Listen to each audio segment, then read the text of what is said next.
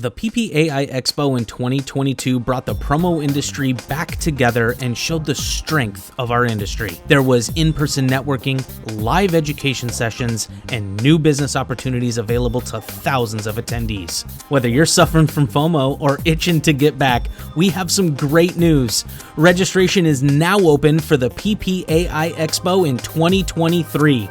There's no better way to kick off the new year than connecting in person with promo friends while growing your knowledge and finding ideas to bring back to your clients at the largest promotional products trade show. If that sounds like the perfect start to your year, then make sure you mark your calendar and register for the PPAI Expo in 2023 at Mandalay Bay Convention Center in Las Vegas. Exhibits open on January 10th through the 12th, and the PPAI Expo Conference is on January 9th. Don't miss this opportunity to invest in not only your business, but also in yourself. Visit ppai.org/expo to learn more and register.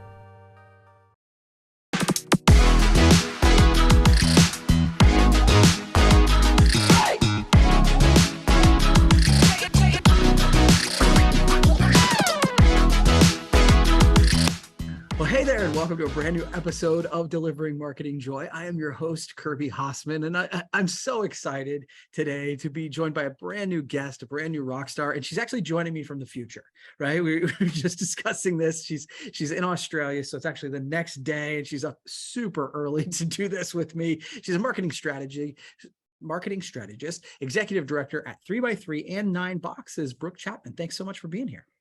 Thanks, Kirby. Thanks for having me. Absolutely. So I want to dive right in. One of the questions I like to ask just to get to know folks is, what is one project that you're working on right now that has you totally fired up, and why? Well, great question. Something that has me completely fired up is that we are going to be launching our business later in the year in the US. So as you can probably tell from my accent, based in Australia, we've got operations here in Oz, also in New Zealand, in the UK, and it's just the next step for us in our business to launch into the US, which we're really excited about, working with small to medium businesses in that region and giving them access to corporate level strategy. So that's the thing on our radar at the moment. Yeah. And and as we said, right before we hit record, that's going to be some long hours for you to try and have meetings and stuff like that. Are you scared? Are you excited? Which, or both? Look, I'm a pretty high energy person as it is. I am an early riser. Maybe the 2 a.m. calls are going to stretch that a little bit, but we're just so excited to be growing and to really just have more businesses be able to access our product and our skill set. And we're all about growth, and we really just want to grow ourselves. We want to grow other businesses. So whatever it takes, Kirby, we will do it. I love it. Whatever it takes. Well, and I will say, and again, I know I'm going a little off script, but it's one of those things where I think we're living in a world that people understand that, that we are all in different places. I feel like people understand that better than they did 2 or 3 years ago. And so that's good for what you're doing right now. Oh, completely. We class ourselves, that obviously most markets, I think, and industries have changed through the pandemic. For our business, though, we quite often call ourselves COVID lucky. We experienced a huge period of growth through COVID, where I think people appreciated marketing strategy like never before. They realized they had to be really smart with how they spent their money and how they invested, and the way that they continued to grow their businesses through a pretty difficult and turbulent time. And for us, just the way we deliver and our strategists work, it no longer is seen as a bit odd to have a marketing strategist in Australia and a client in the UK. And so, being able to deliver virtually has and use those tools better and more often has absolutely been great for our business. Yeah, well, that explains why you're excited about it. So that's cool. Sure. So you've said that businesses and agencies are trapped in a negative cycle. What do you mean by that, and how can we fix it? Yeah, absolutely. So, as I've mentioned, we work specifically with small to medium businesses. So, I've got a strong background as a CMO in large international corporates. Those enterprise level businesses have marketing strategy on tap. They've got a CMO, they've got advisors, and they've got resources and investment. Small to medium businesses don't have access to that level of strategy. Right. So what happens is they get really excited, they secure some budget, we're going to invest in marketing, we're going to go out there, they engage with an agency, and unfortunately, they don't always give the best brief to that agency, because quite often they haven't done the strategic work. So what we see a lot is that these small to medium businesses, they understand their operating market, they've got a good business plan, they've had some support from outside consultants and advisors to get a great business plan together. But then the missing link is marketing strategy. They skip over building a strong marketing strategy and they jump straight into tactics. And what we see when you move straight to tactical implementation is that the briefing for the agency isn't good. The agency then does their best. But if you've got a client that has not reviewed and refined their market position, if they have not done customer insights, if they haven't segmented their customer base, if they haven't mapped their customer journey, and they haven't built a channel mix to really, follow that journey and influence customers at key points in the journey, what we find is that the tactics just have kind of mediocre results. So, and it's unfortunate because the agency often gets blamed for that. And, really they're dealing with a lot of legacy issues and the fact that the client isn't quite ready for the engagement due to a lack of strategy. So that's really where we come in, and we close that gap between the business strategy and the tactical implementation of the marketing. And we work in that space in between to make sure that clients are ready, they're ready to invest, they're educated on marketing, their expectations are right, and they're able to give a really good brief and really good information to their agencies.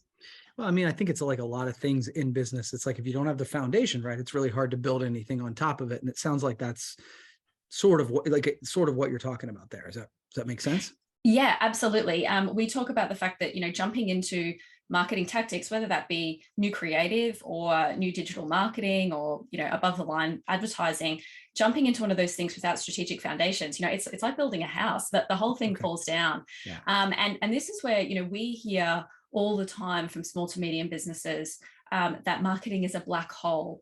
I spent $50,000 here and I'm just not sure what I got for that money. And a lot of people say it's a roller coaster. Oh, this worked, but then this didn't. We don't know why. So there's a lack of transparency. And whenever I hear that black hole word, I just think as an industry, we have to do better. And the answer to that is through strategy and through doing the work, preparing these businesses to have a great experience with marketing and to have confidence that when they're investing, they're going to get a good return. So there is, we talk a lot about the fact that in marketing, there is no silver bullet. Stop waiting to fall over the silver bullet as you're walking down the street. They don't exist. You have to do a range of things well over a long period of time, consistently. And that's how you get the growth and that's how you get the gains. I love it. I love it. Now, I've heard you talk about questions. So that small to medium-sized businesses should ask. So can you explain what questions those folks should be asking their customers?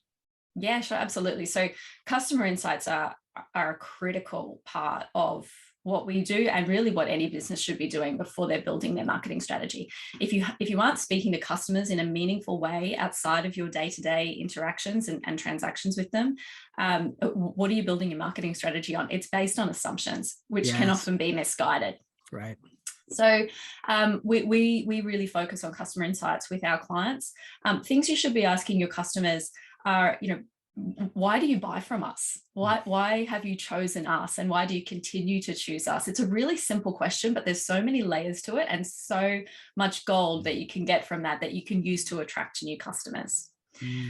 Also, exploring their journey, their pathway to purchase. What's the trigger? What makes them want to buy? What makes them want to engage? And then what does that journey look like? What does the research phase look like? The consideration phase? How do they weigh up their options? How important is quality? How important is price? How important is how you present the product, the service? All of those elements are really critical to knowing how you can get your message right and how it's going to resonate with customers. Also, the other thing is really understanding the motivations, the challenges, the pain points. What are the moments that matter? Because when you know those moments that matter and the milestones, you can then have a channel mix where you're ensuring that you're tapping into that at the right time. So, by really asking some of these questions and doing that foundational work, you're so much more targeted, and you're able to, really reduce waste in terms of marketing spend further down the line when you are implementing. Yeah, I find that interesting.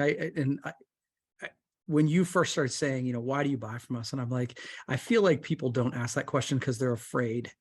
They're afraid of what the answer is, or they're afraid they're going to spook them or something, that like, oh my God, maybe they're going to think, oh, why am I buying from you?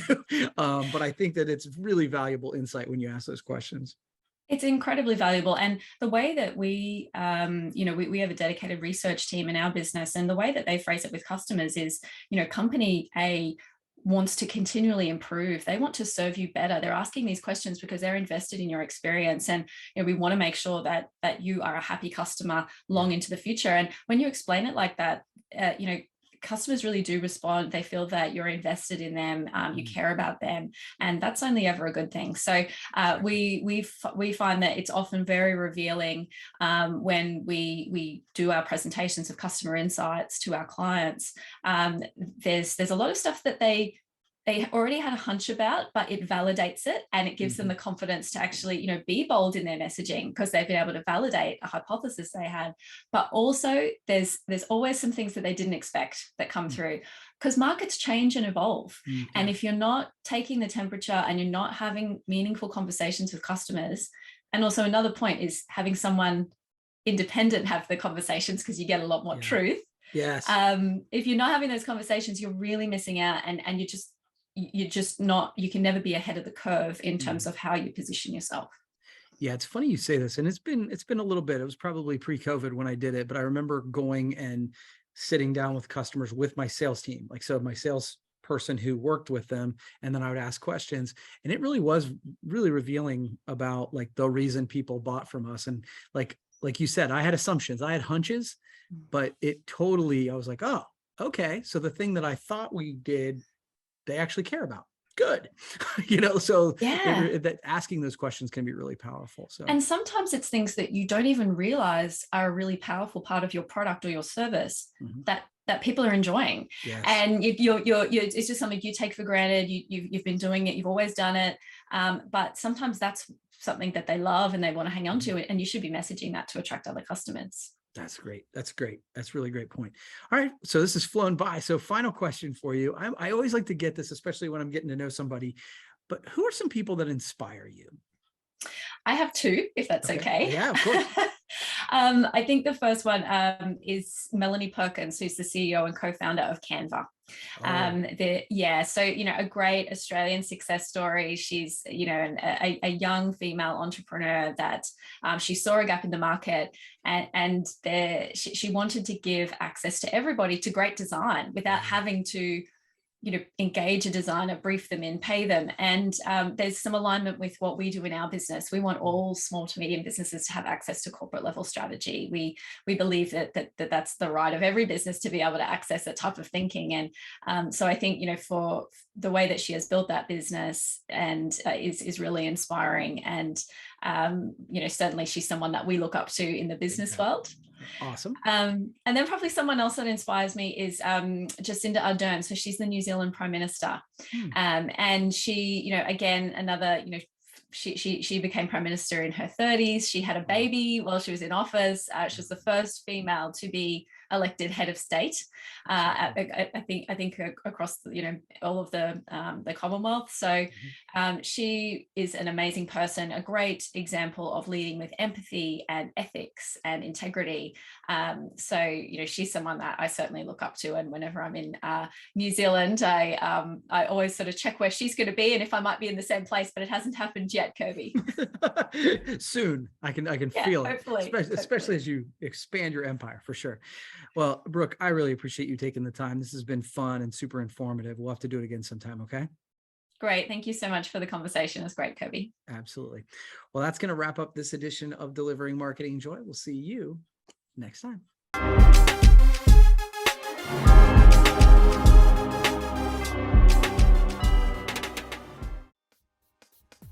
The PPAI Expo in 2022 brought the promo industry back together and showed the strength of our industry. There was in-person networking, live education sessions, and new business opportunities available to thousands of attendees. Whether you're suffering from FOMO or itching to get back, we have some great news. Registration is now open for the PPAI Expo in 2023.